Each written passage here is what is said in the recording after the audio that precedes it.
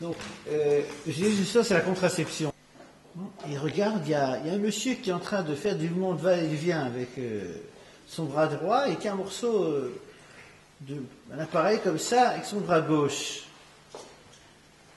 Et il entend, et c'est beau. Lui, il n'a jamais vu ce qu'était un violon.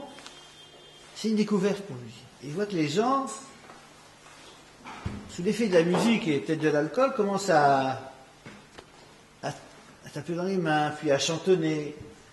Puis, le violoniste étant doué, les gens commencent à danser. Il y a de l'ambiance. Et notre paysan, il regarde ça, il dit, mais c'est prodigieux, cet instrument. C'est la machine du bonheur.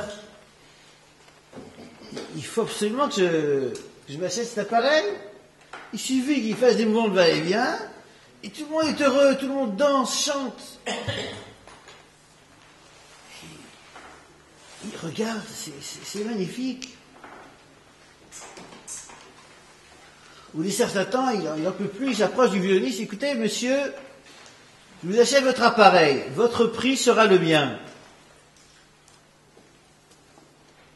Le violoniste le regarde, écoutez, monsieur, mon appareil c'est mon gagne-pain, je ne le vends pas. Alors, le paysan lui sort une pièce d'or. Voilà, je vous paye comptant. Le violoniste le regarde parce que pour une pièce d'or, vous achetez 3 ou 4 de ces appareils, 9.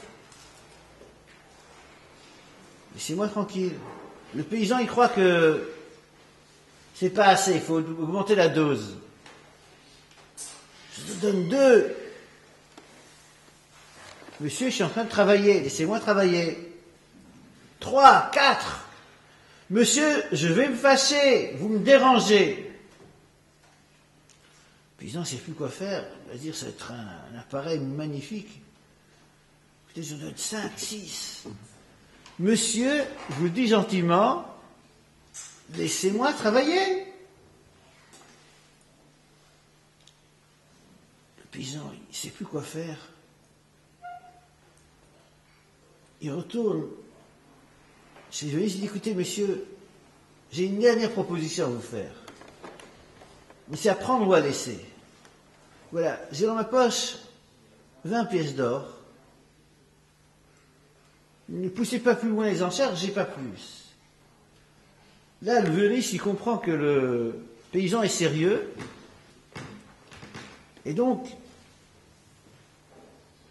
il lui tend le violon. Et il prend les 20 pièces d'or. Il se serre la main. Tout le monde est content. Pour l'instant, du moins. Bon.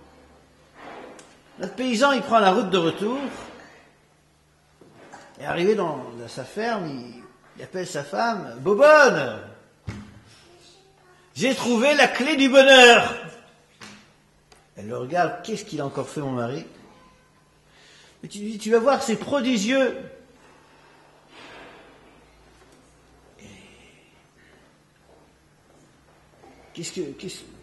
Regarde.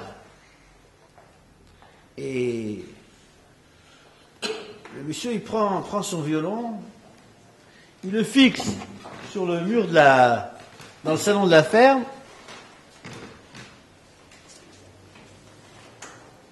Et il dit, tu vas voir, regarde, c'est magnifique. Bon, je ne sais pas si vous voyez la scène dans cette ferme d'Auvergne. Il y a le paysan, son épouse, et le violon qui est au milieu accroché au mur. Et bien entendu, rien ne se passe. rien ne peut se passer, mais bon, 5 minutes, c'est cool, 10 minutes, elle n'en peut plus, mais dis-moi, mais qu'est-ce qui doit arriver? Et lui, il ne sait plus quoi faire, il ne sait plus où se mettre. Ah, un peu de patience, il était fatigué par la route. Certains, lui aussi, il n'en peut plus, il prend le violon en main, et il essaye de mettre en marche. Alors, je ne sais pas si vous avez déjà vu quelqu'un qui prend un violon en main et qui ne sait pas le faire marcher. Ça fait des couilles qui décoiquent, ça étripe les tympans, mais il n'y a pas de musique qui sort de ça. Il dit, mais arrête, tu vas me rendre sourde, j'en peux plus. Là, il perd tête, il y a peut-être un problème dans le mécanisme. Il prend le violon et il essaye de voir ce qu'il y a à l'intérieur. Et il se rend compte qu'en fait, il a dilapidé le fruit d'une année de labeur pour un morceau de bois et quelques poils de cheval. Et fou de rage, il prend le violon et il le fracasse par terre. Voilà. Alors, mon rêve Rabotai, mesdames, vous avez peut-être compris vous-même l'analogie. C'est quoi l'analogie? C'est le mariage. Un garçon rencontre une fille et il décide de se marier. Très souvent, pour se marier, on est prêt à remettre en question énormément de choses. Pourquoi? Parce qu'on est persuadé d'avoir trouvé la clé du bonheur. On est prêt à changer de domicile, parfois changer de pays. Trop souvent, on se fâche avec les parents qui ne sont pas toujours très, très contents du choix du futur conjoint. Je ne parle pas des sommes folles qu'on dépense pour une soirée. La soirée, les noces. Mais pour la clé du bonheur, qu'est-ce qu'on n'est pas prêt à dépenser? Le lendemain du mariage, c'est un peu comme dans la ferme en Auvergne. Lui, il la regarde et elle le regarde et ils attendent l'un de l'autre que le violon se mette en marche tout seul. Ils attendent que la clé du bonheur automatiquement se mette en marche. Alors bien entendu, ça ne peut pas marcher comme ça ne marche pas comme ça. Parce qu'il faut un mode d'emploi, il faut savoir jouer du violon, ça prend du temps. Alors, le mariage, de manière générale, je l'ai dit aujourd'hui, c'est quelque chose de prodigieux. Rav Wolbe, il dit que les 10 premières années du mariage, c'est très bien.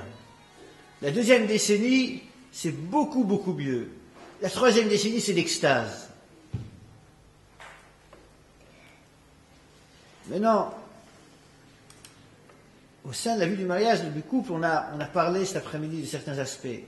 Donc ce soir, si je vous ai fait venir, et je vous remercie d'être venu, parce que après un Shabbat plein, encore moitié Shabbat, c'est pas évident, j'ai parlé de la contraception. Alors, je l'ai dit, la contraception dans le judaïsme n'est pas un sujet moderne. C'est un sujet qui, de tout temps, a été traité. Il y a des soubiotes dans la Gemara, donc c'est pas un nouveau sujet. Il est peut-être nouveau aujourd'hui parce qu'il y a des moyens de contraception qui sont aujourd'hui sur le marché qui n'existaient pas à l'époque. Mais je peux vous dire, je vais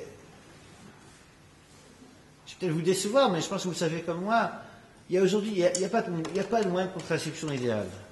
Ça n'a pas encore été inventé, et je ne sais pas si ce sera jamais inventé.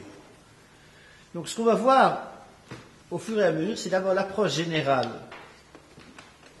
de la Torah par rapport à la contraception. On essaiera ensuite de voir les différents moyens de contraception. Et ensuite, on parlera peut-être un peu d'altitude. Alors j'aimerais quand même, avant